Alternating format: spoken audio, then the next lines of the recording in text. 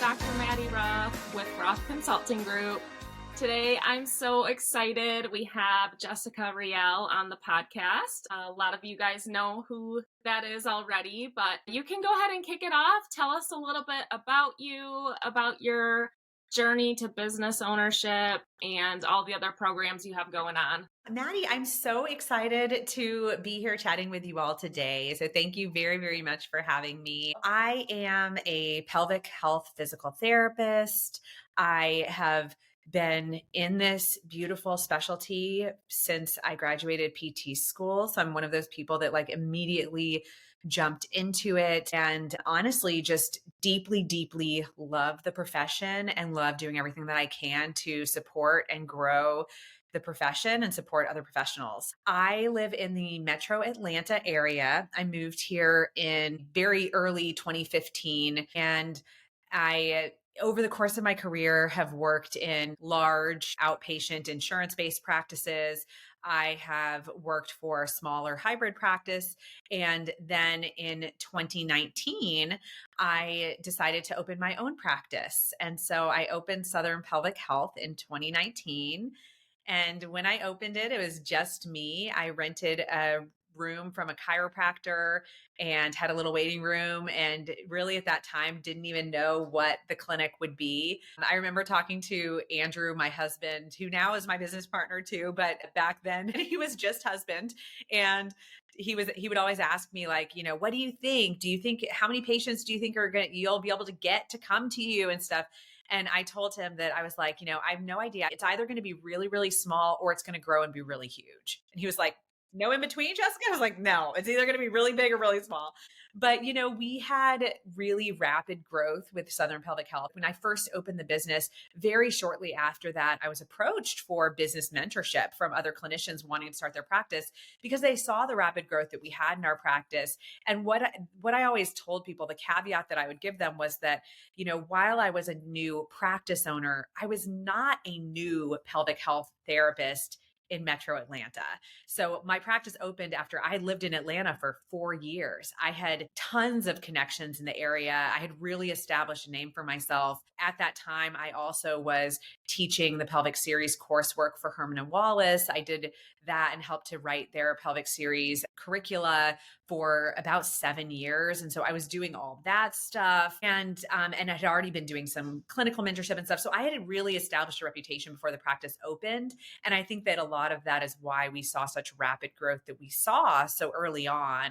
And we did, we grew from, it was just me. And then by the fall of 2020, our 1-year anniversary, we had myself and 3 other clinicians working for the practice. And we moved into our own brick and mortar space at that time. And we just kind of grew from there. And so we expanded again to another location in early to mid 2022. In 2022, we also opened our second location, and it has grown from there. But honestly, it's such a joy. I love doing it. I feel really fortunate that in my career now, I'm able to do a lot of things that I really love that bring me a lot of joy. And one of those things is Southern Pelvic Health. Andrew, my husband, came over to the practice in 2021 and he left a 12-year career at a nonprofit, decided to just jump in, and he loves it. We, from there, partnered with Jesse and Nicole Cozine in 2021 to launch pelvicon, which is, I think for all 4 of us, brings us such utter joy. And it is our passion project. We all joke, we're like, it's not work. It is everything we love. We love bringing that to the community and to other providers. The same is true with coaching and mentorship. I've done clinical mentorship for many years and launched the version of it that we're doing now last spring, where we offer a monthly membership for clinical mentorship. And it's such a special program. And then we launched our business mentorship program, the growth program. And that community has been just amazing. I mean, we have such an awesome group of people, and it is just a joy to support people in their businesses and to support my clinicians and growing the practice and mentoring other clinicians and bringing education. And it's just, yeah. So anyway, so that is me. That's me in a nutshell. Yeah, there's so much there. Oh my gosh. How do you have enough hours in a day? There are never enough hours in the day, but honestly, I feel like it's all when you're doing things that you love that bring you joy, it's a lot less like work. You know what I mean? It was a learning process to where we could really break out and have designated times for our different projects. So we did that, and that helped. And that's something I would encourage any business owner to do, to really block out your time. When your time's blocked out, it helps you make sure you're moving the needle for everything that you do. But in doing that, it brings a lot of peace and flexibility in a schedule, which is just lovely. So, what does your husband do as your business partner? What kind of stuff does he do day to day? Yeah, Andrew does a lot. Andrew is his background. He worked for a nonprofit, the Boy Scouts of America. He did a lot of development work with them for many, many years. And a lot of that, it's interesting because when he first came over to the practice, we thought, well, like, how is his experience here going to be helpful over at a physical therapy practice?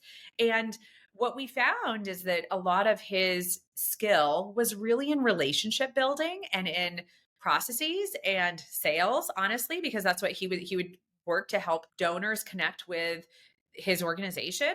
And the reality is that a lot of those skills work really nicely in a practice, in a conference, in education. Andrew runs all the administrative processes at our practice. He has built out everything with our front desk and the journey that patients go through and coming to our practice administratively, and manages our team there. We have 3 patient care coordinators at our practice. Andrew handles all of the finances for our practice because that's his gift. It's not my gift, but it is his, and he loves it. And he loves looking at spreadsheets and numbers. And so Andrew does all of that. He runs our physician marketing program as well to connect with physicians and build relationships for referrals there.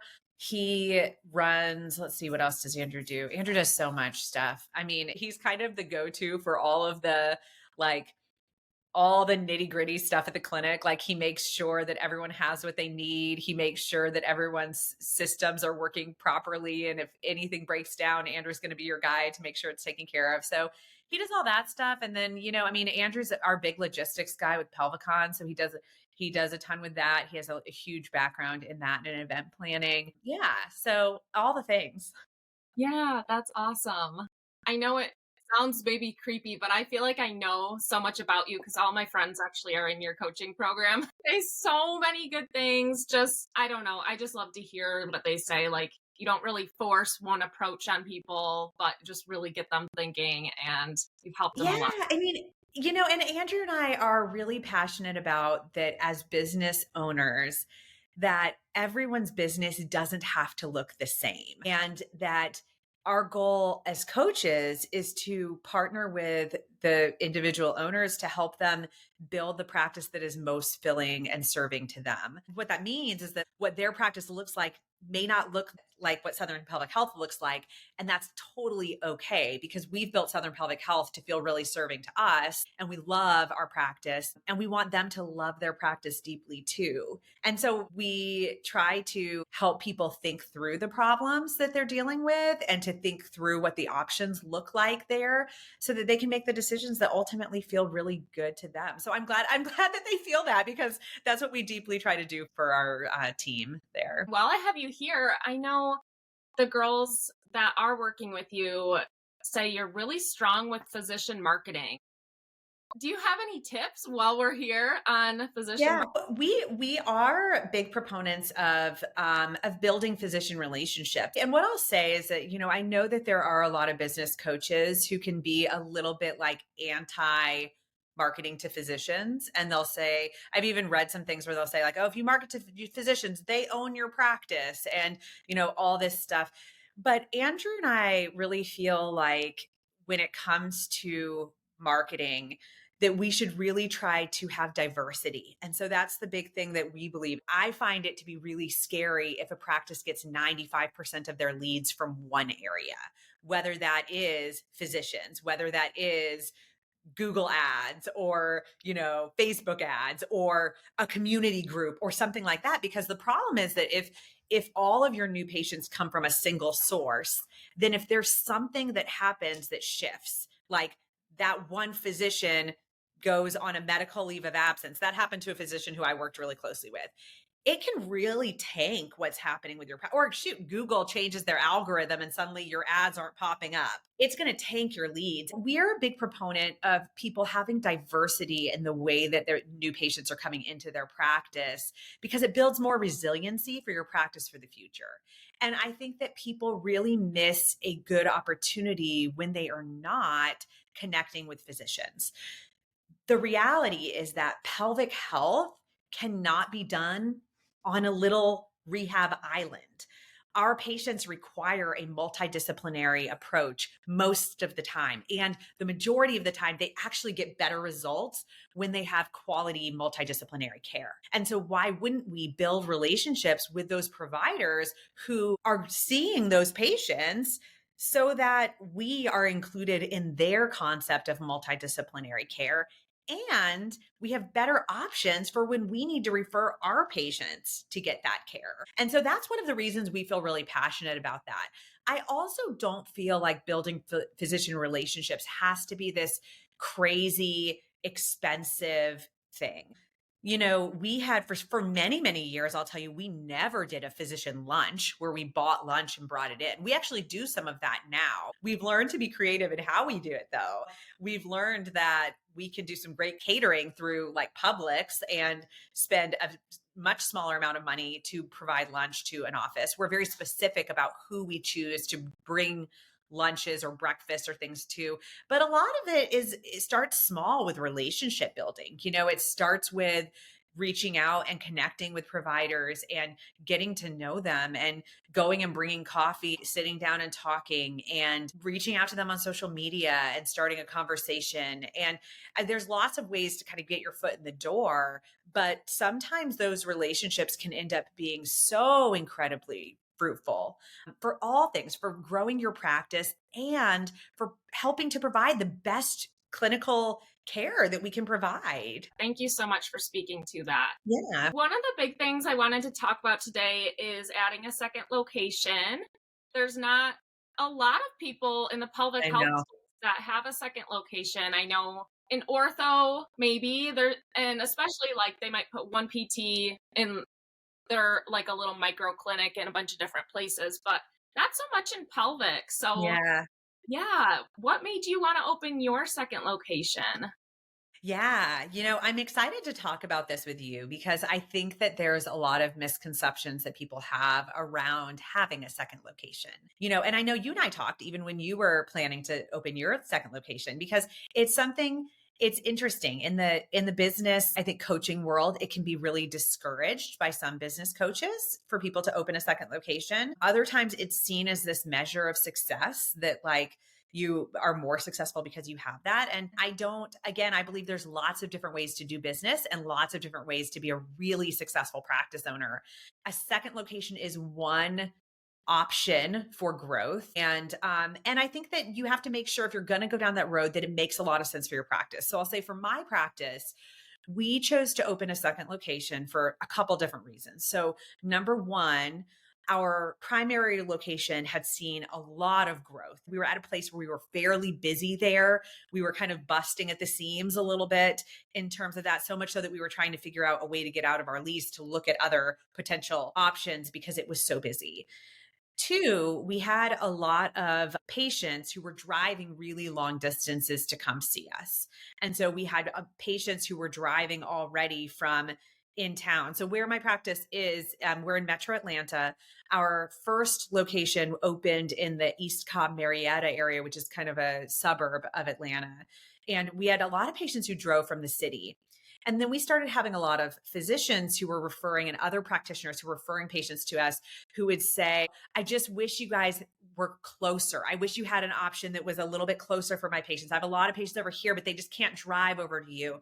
And so all of those things paired with having clinicians who actually wanted also to be down in the city started to make it make sense for us. So we started to just explore, is that something we would want to do? What would that look like? And to make sure it was really feasible. I think, part of what makes Andrew and my partnership work really well is that I tend to be a little bit more of the like dreamer, visionary person in some ways. I'm like, what if we did this? What if we did that?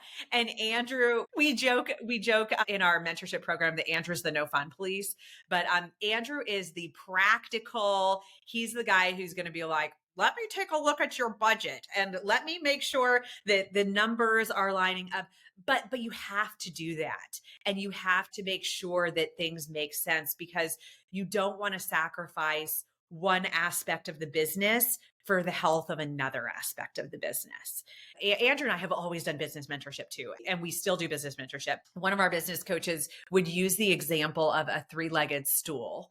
And so what he would say is that, every decision you make for your practice, you need to make sure you're balancing out patient engagement, what's best for the patients. Number two is what's best for your clinicians, for your team. And then the third leg is the actual like health of the business, financial health of the business. And we want those to be in balance. And that goes when you open a second location. You have to make sure, is it meeting the needs of patients? Can I maintain what's going on with my staff and maintain my culture and my team? And is this going to be a successful thing for us overall as a business? And so those factors were what led to us deciding to go ahead and open a second location. And it's been a journey. Uh-huh. Yeah. Going back to you talking about your husband, I feel like with every successful businesswoman, there's someone strong lurking in the background, whether it's a husband or a friend, or that's what my husband is to me, because I'm kind of a dreamer too. A little bit more spur of the moment. Like if I'm interviewing someone, I just love them. Yep, I'm gonna hire them. Less so objective. And even so with the second location, I was just like, I'm gonna open a second location in Troy. And I just did. So I mean, I think I'm learning that it's better to be objective. I didn't realize my misconception was with opening a second location. I didn't realize it would take some from our first location. Like we dipped at our first location a bit with numbers. Yeah. I was so focused on the second location and I never anticipated that. So I'm so glad to hear you say that, because that's actually one of the big things that I tell therapists that we had to learn the hard way, because we also didn't really feel like it was going to impact the first location. Now, one of the things that we did, which I encourage clinicians to do, is to start tracking when you're considering it, start tracking where your patients are from and where they're driving to see you from, especially if you're in like a big metropolitan area where you have like potential different, people driving distances, so that you can have an idea of what percentage of patients are going to shift. That was something that we under anticipated. We opened a location in Midtown in Atlanta, down in the city, and we just didn't think that was going to happen. And it was a surprise in a lot of ways. So I think that that's one of the pieces of advice that I tell people is to really understand that it is very possible that you're going to have some patients that, based on where they live geographically, will choose to go to your other location. And that's not a bad thing. That's a great thing. And it can be a great way when you're busting at the seams to handle that a little bit and take the load off by having that. It helped us to where, when we opened our second location, had two therapists who were down there initially, and they were busy fairly quickly down there, which was nice. But that's, I think, one of the surprising things for people is to understand that it might pull from your other location, and there's going to be people who are driving to you who would probably prefer that other location, and that's okay. Mm-hmm. Depending on how far apart they are too. How did you handle opening a second location as far as clinicians? Did you send one of your current clinicians? Did you hire new? How did that go? So we did at the time. We had a clinician who lived closer down there where it just kind of made sense for her to be down there, and another who shortly moved after that time to a location that was just more convenient to get down there. And so we had current clinicians who went down there. We since then have hired other clinicians who were hired specifically for that second location. And I don't want to jump too far ahead, but as we talk about culture and building a team, that can be one of the challenges when you have staff that have never really interacted with each other in the past, you know? Did you start by renting your own building down there, or did you rent a room like how you started your first Yeah. location?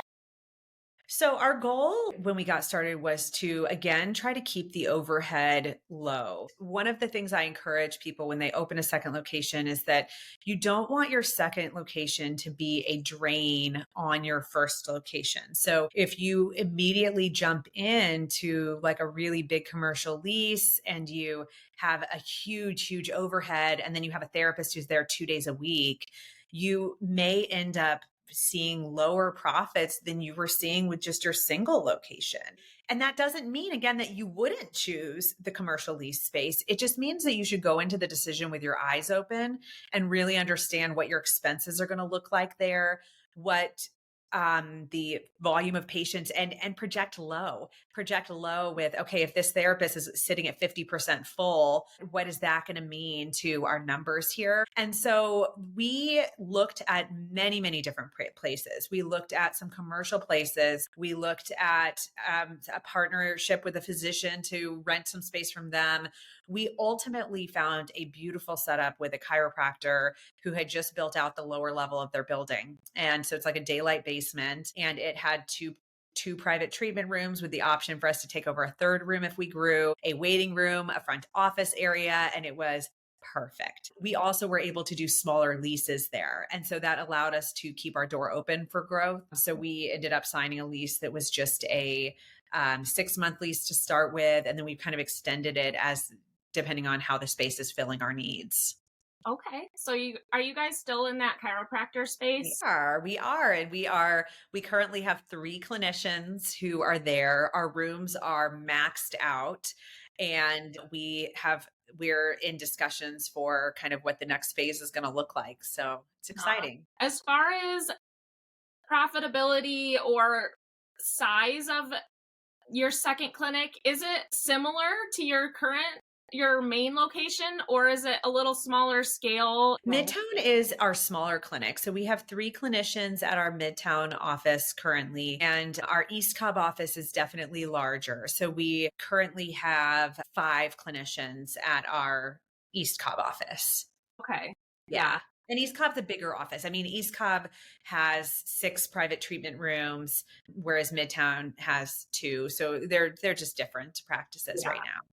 Yeah. Mhm. Yeah, it's interesting. I can't really even say if I would do something different with my second location or not, but mine's just a little different setup because it's about 2 hours south of our first location. And I don't know. I think in hindsight, if I do add more locations, I think I am going to go smaller scale as far as just renting a room from a chiropractor. Yeah. It's it's fine, but with me having young kids and such, like I'm running 2 locations, hiring admins down there is kind of an ordeal, and it's just a long commute. So, I think it's fine. I'm gonna keep it. We have a big commercial space and a lease, and it's growing, which is all good, but it's a lot too. So, Yeah, it is. And that's where, I think that's where I encourage people like go into it with your eyes really open so you can see like what is this going to look like. I do that. I often will challenge people to, and we've had some of our some of our people in our business mentorship are currently in the process of opening their second location. And we always, when they first bring it to us and talk to us about it, we'll challenge them a little bit to be like, okay, so like what is it's going to feel like for you to be driving down there, because you have to be present, right? It's your practice, and so you can't start it and then never show up. What's that commute going to feel like? How do you feel about that? And to make sure all the numbers that you have your eyes wide open, that if there is any risk is something that we all have in business. There's always is risk, but when you go into it with your eyes open, you can take calculated risks versus unknown risks. And that's where it's scary as a business owner. If you jump in and you don't realize something is a risk, and then it is, and it bites you, then that's where you kind of can end up having some difficult times. yeah. Yeah, I like that a lot. I've had some business coaches in the past where it's more like hire and then you'll feel that intensity and then you'll find the patients to fill that person's schedule. But to me, I'm a stressed out type person. That's too stressful. Like not having the numbers to back decisions. I mean, it helps so much to have numbers that back your decisions. That's where we felt when we were early on in business.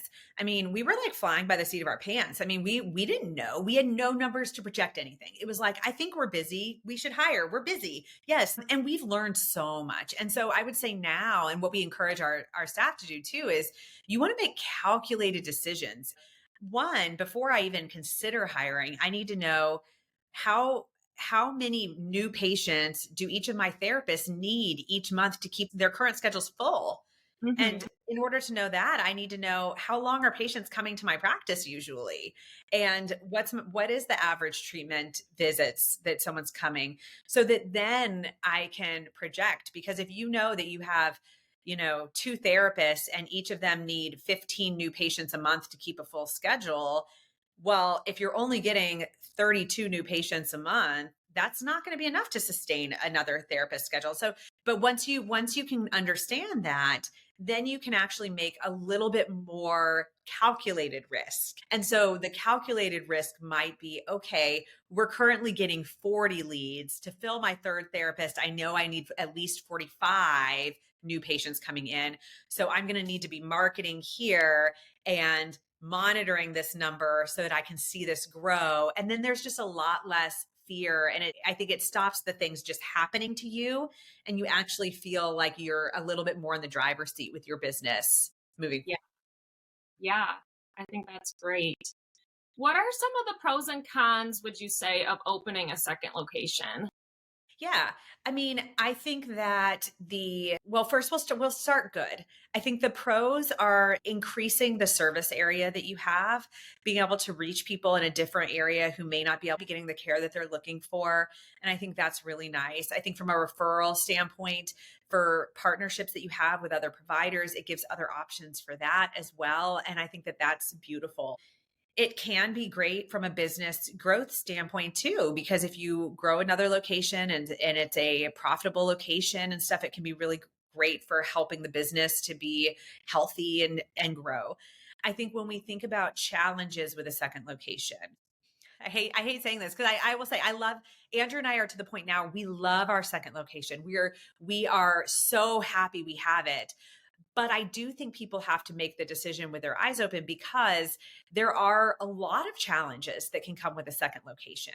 I think one of the first ones is that you're going to significantly increase your overhead. So you have a second everything, you have a second rent, you have potential more admin needs. Because of that, your overhead can increase substantially. That doesn't always lead to increased profit. And so I think that's another misconception people have, is that, oh, you open a second location, oh my goodness, you must be like, you're going to be rolling in money. No, and there's more expenses and stuff too. And so sometimes you'll see that. I mean, there are times where someone could have a second location and be bringing in less income than they were bringing in it with just one location, because of the increase in overhead. And so I think that that's one of the challenges, is managing that.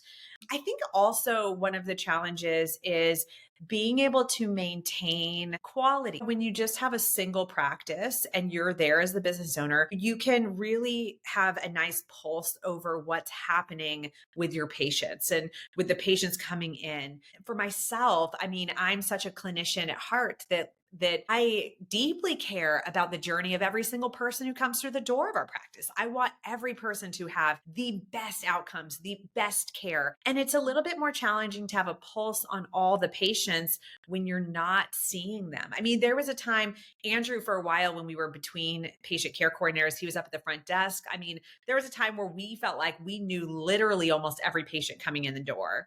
And now that's not the case. I mean, we have a lot of patients who we don't know them at all. And so I think that becomes a little bit more challenging, but it's not something that you can't navigate. You just have to really pour into your clinicians and have trust. And for us, a big piece of that journey was creating a leadership team. We actually have clinic directors at our at each of our locations. So we have a clinic director at our Marietta East Cobb location and one at our Midtown location.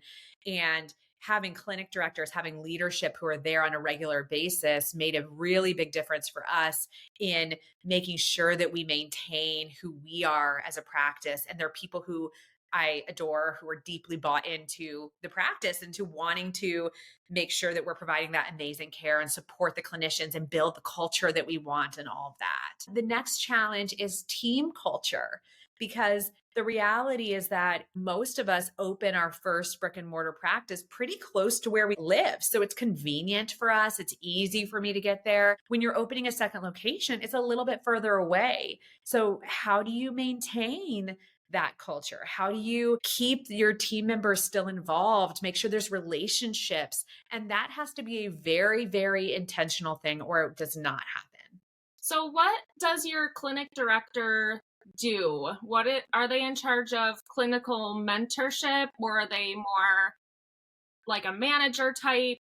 So our clinic directors are responsible for the day-to-day success in their prospective locations. Our second location, Midtown, our clinic director who's there, she is the one who is making sure that everyone, has what they're needing. She's communicating with our patient care coordinator there, making sure that all the equipment's there, that everything's been delivered on time, stuff like that. Just kind of like, she's a second person just making sure those things happen. She is monitoring how the patient experience is, and she's able to support and provide mentorship if there's anything that's off there. We meet together, we look at numbers.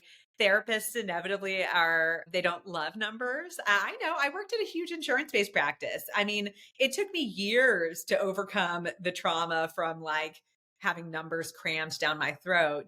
But the reality is that numbers can be a nice look into the health of your practice. And so we monitor those things regularly to see how are things looking and to create change. So they're like our right-hand people. I mean, we have a lead patient care coordinator too. And so the two clinic directors and our lead patient care coordinator are our leadership team.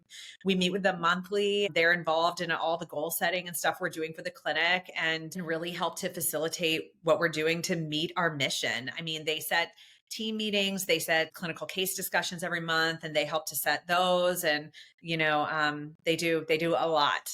I love them.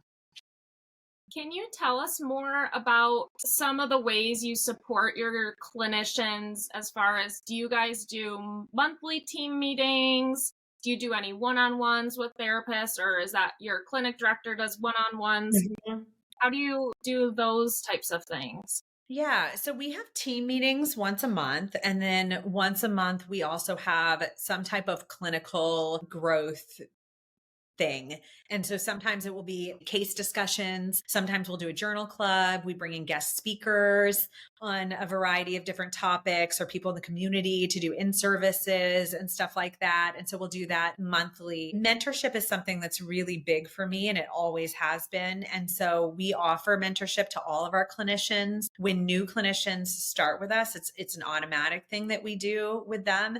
And then that's spaced out based on what they need and what we're seeing with patients. But it's available on an ongoing basis. And that can be with my clinic directors, but also with me. So I have some therapists that they may just be in our case discussions in our group stuff. And then they might have a slew of patients with just some really tough diagnoses. And they'll ask me if we can start putting more formal mentorship on the books for a few months to help them feel really good. And I'm always really, really happy to do that because, I think that being able to ask questions and have that growth is huge. But I will say, also our team is a really tight knit team. And so a lot of those case discussions are happening on a super regular basis. I go down to Midtown regularly, and when I'm down there, sometimes some of the clinicians will be like, "Hey, can I ask you a quick patient question?" And we'll chit chat about a patient's case. They do that with each other all the time. They'll be sitting and chatting about patient cases and stuff to help. And so, being surrounded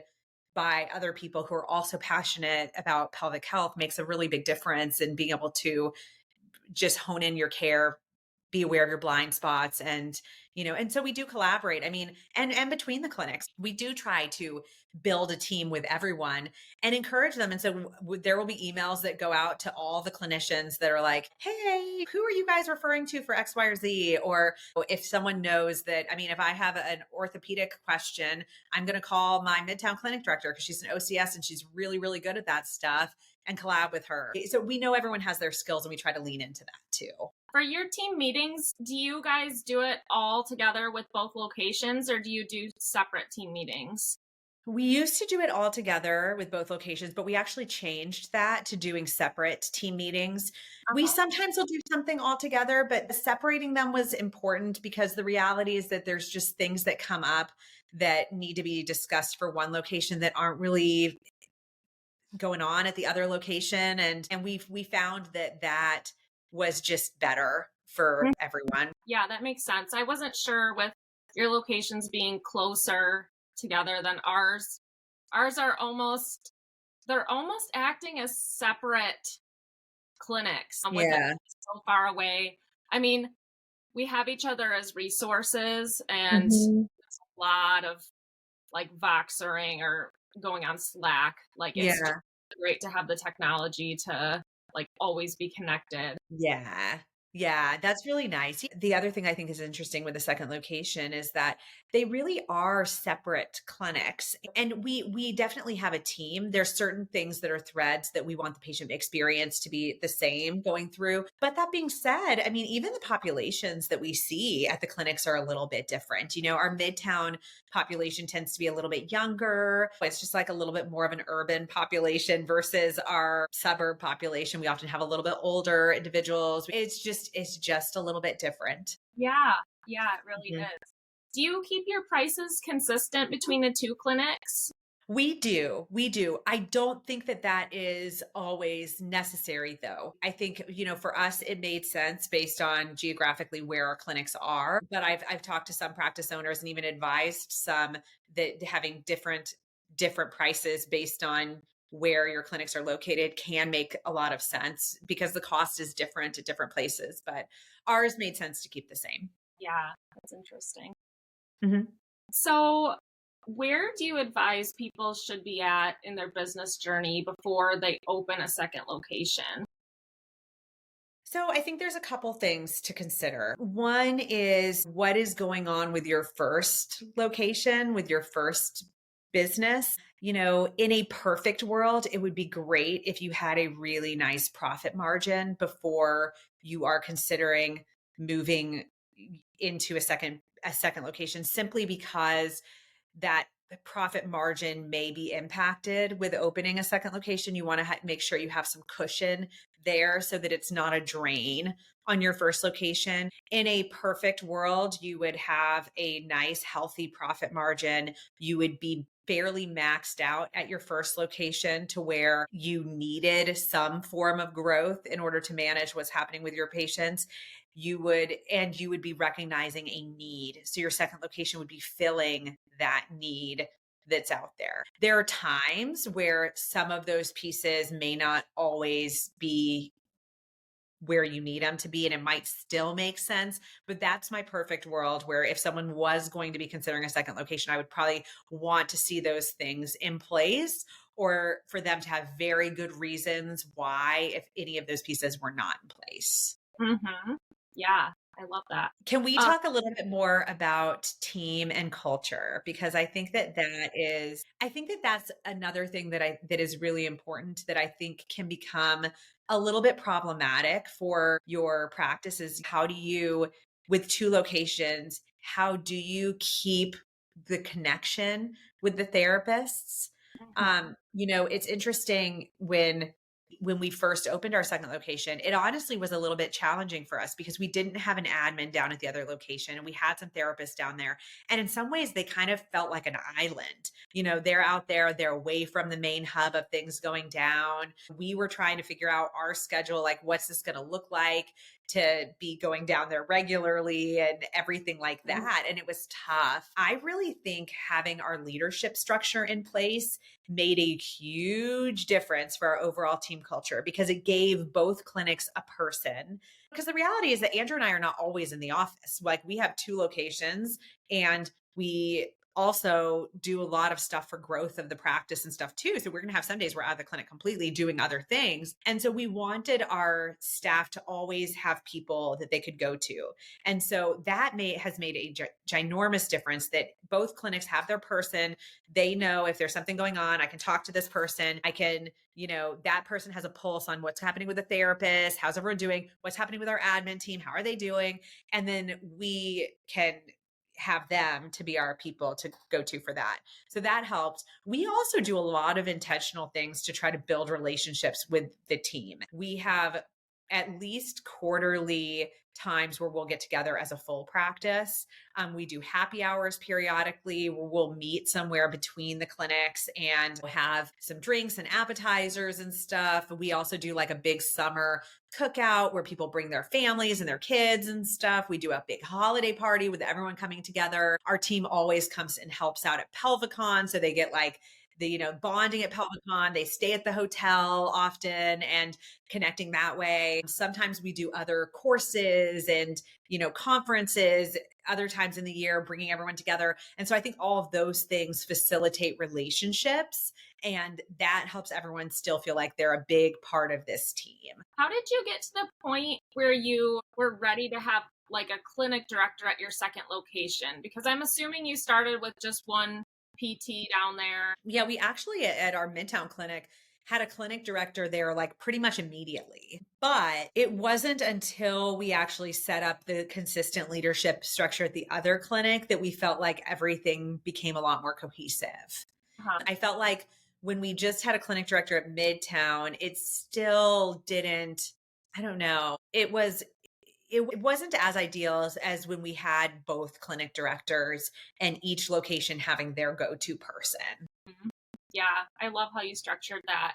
Mm-hmm. Was that something you kind of thought up on your own with Andrew, or did you have a mentor kind of envisioning that?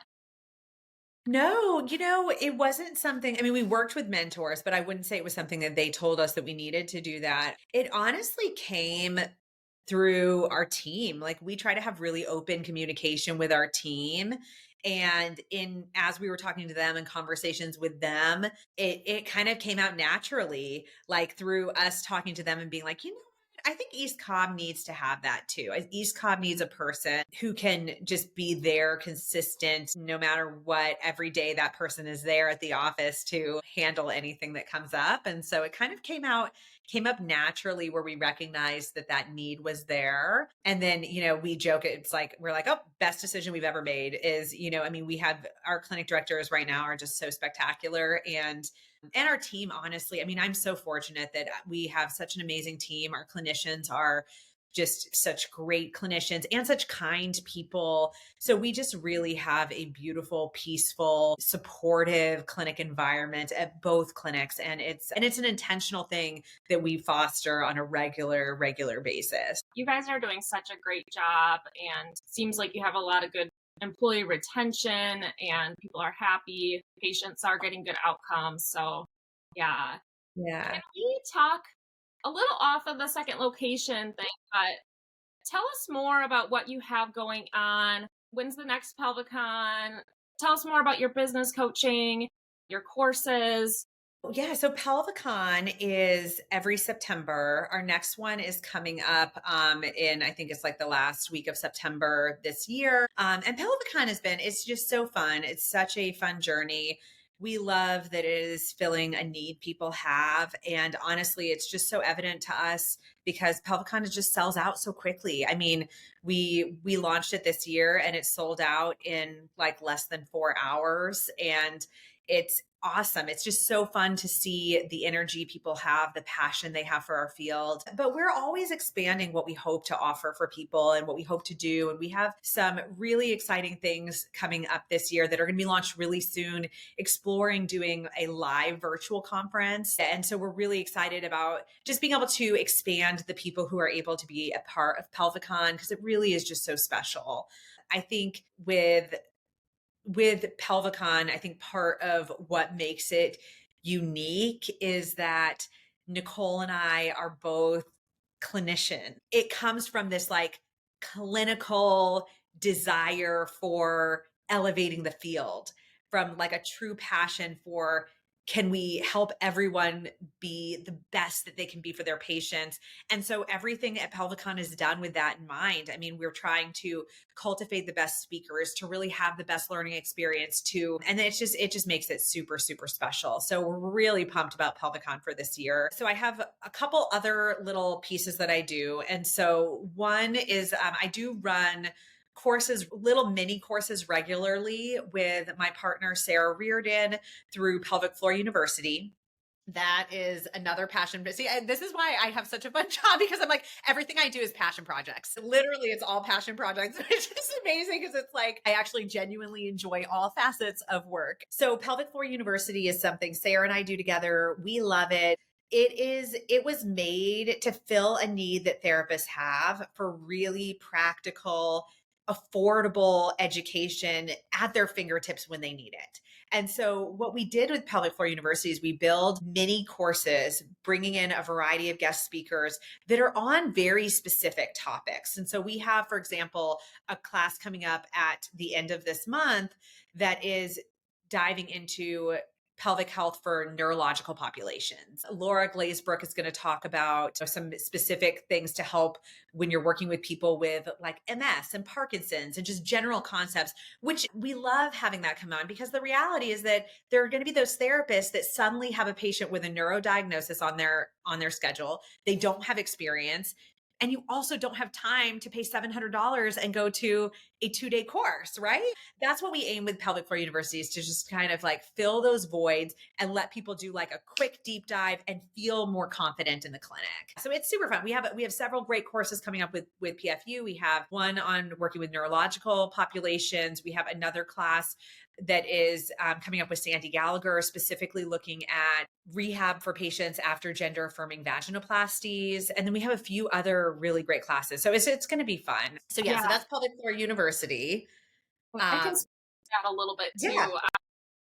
I don't have a mentor in my area. I kind of just jumped into pelvic health, and I had a patient that I was like, I think she would benefit from balloon rectal training, but I don't know how to do that at all. So I just bought your course in a couple hours, and then I was in the clinic, like doing it on myself. Like, I'm like, okay, this is weird, but I have to try this before I do it on a patient. And then patient came in the next day and we did it, and it helped her a lot. So definitely feeling that. Well, that just like makes me feel so much joy, because honestly, that's what we wanted for it. We wanted it to be really just at people's fingertips, where, and it's not a huge time commitment. And so, it's like, oh, like you have a patient you want to do balloon training at, great. Take this course. You can literally spend one night, pour yourself a cup of tea and watch this 1.5-hour class. And then you can actually feel like you can go in and treat your patient the next day. Mm-hmm. So I love it. I love it. But then the other things that I do are the mentorship programs. And so Andrew and I do this together. Well, actually, no, we do the business component together. I run all the clinical programs. And so my clinical program is the Clinical Rockstar program. And it is a monthly membership where people can, they have access to me via office hours. And so I have posted office hours regularly where they can, we have like a private community, and they can just hop in our little meeting room there, and I'm there. And it's almost meant to be like kind of like when we were all in college and your professors would have these office hours and you could just go show up and ask them questions. That's what I wanted to build. And so they can access me whenever they want to and ask me their questions. We discuss patient cases, and it's just been so nice. It's just a fun, there's different people who come every time. Sometimes I won't see someone for several weeks and then they'll pop in and they'll have these questions, but it's just meant to give people access. And, and I did it that way because there were so many clinicians who were starting pelvic health in areas where they had no one else who's doing it and they're by themselves. And they want to be great clinicians. They want to provide the best care and they have no one to ask their questions to. And so I kind of wanted to be that person, to be that colleague who's just there hanging out and ready to help. We also, with that program, we have a private community group where they can post and ask questions in the meantime. And then we do monthly deep dives on a variety of topics. I bring in some guest speakers. We just had someone this last month who did a deep dive in hormones, but we've covered everything from like strategies for manual therapy to different examination strategies for prolapse to all sorts of stuff. And it's a lot of fun. So so that's our clinical program. And then we have a business coaching program that's called the Growth Program. And Andrew and I run the Growth Program together. We try to keep our group really intimate and manageable for Andrew and I, but our goal with the business group is also to be able to build that community. We know that business ownership can be really isolating. And so we try to have business owners build relationships with each other in the group. So we use Slack, and we have threads going with Slack all the time where people can communicate with us and with each other.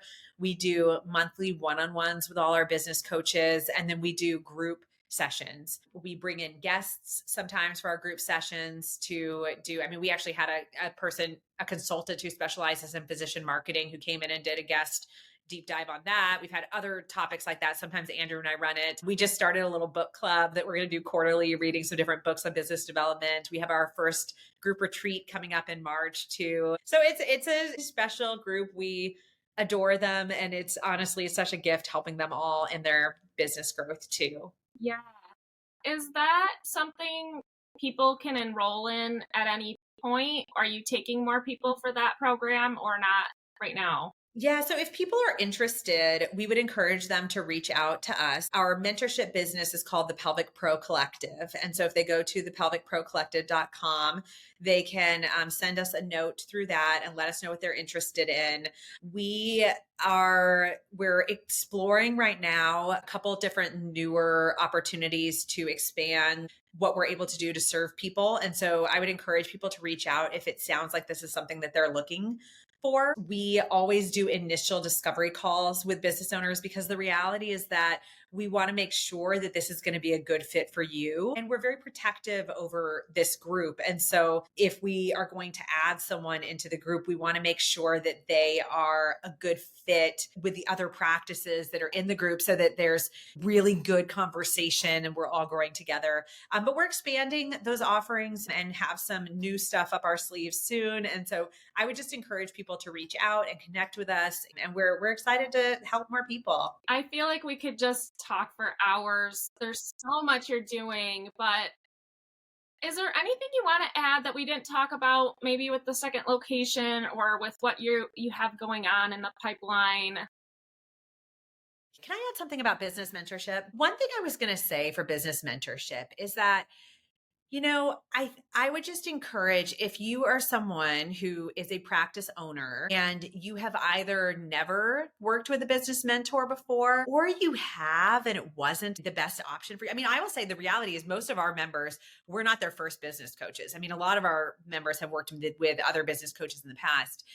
I think that having a business coach can be so essential to growth. Andrew and I, it has made such a big difference for us having that accountability, having someone who you can bounce ideas off, who's not emotionally invested in your business the way that we all are, so that you get this like nice third party perspective can be so valuable. And realize, I'd say also that all business coaches are a little bit different. And it's really, really important that you vibe well with the people that you're working with. And just because you didn't vibe well with one coach doesn't mean you're not going to vibe well with another coach, honestly, or just because something wasn't like, this like wasn't the best fit for me. All programs are different. And so it is totally okay for you to seek out something different that serves you in a better way. I'll say with our business coaching program, it's part of the reason why we don't have contracts or anything like that with any of our people, because we want them to be working with us as we're serving them. And we're like, you know what? If for some reason ever this is feeling like you need to do something different, we want you to. Like, we want you to be able to grow, whether that's with us, whether that's with someone else, whether that's even by yourself for a little bit. But I just encourage everyone to just always keep growing, always keep open to new things, and really find the people to be part of your tribe so that you can really move forward and feel support and not feel like you're just on this island. And I have to say, I mean, I do business coaching too, but I love to hear you talk about it as well, because I don't think it's one thing where like we have to be very protective. Like, I don't want anyone to know that Jessica has this coaching program because I have a coaching program.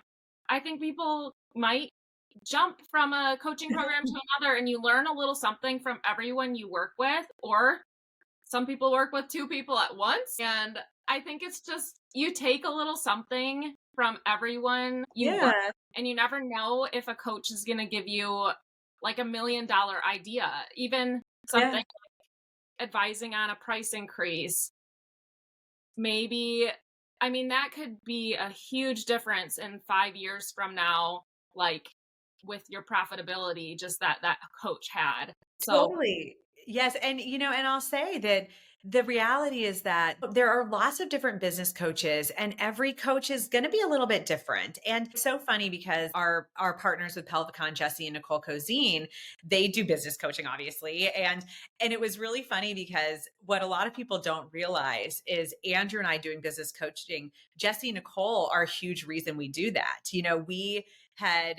We literally like were sitting with them at they were in town. We were doing some stuff for Pelvicon, and they sat down with us and they were like, okay, we need to talk. Like, why don't you guys have a formal business coaching program? And we were like, yeah, that's kind of like your thing. We don't want to step on your toes. And they were like, you need to start a program. Like, you guys are doing da da da da da.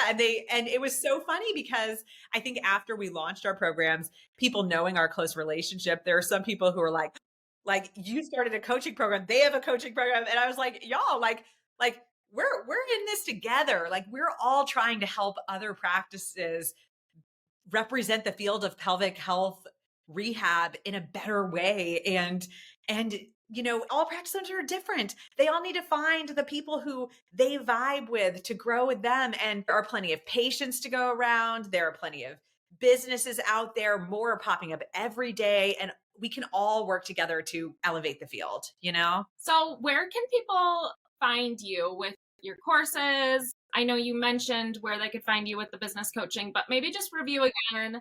How can we find you online? So you can connect with me on social media. I am on Instagram at Southern Pelvic Health is me. So you can connect with me that way.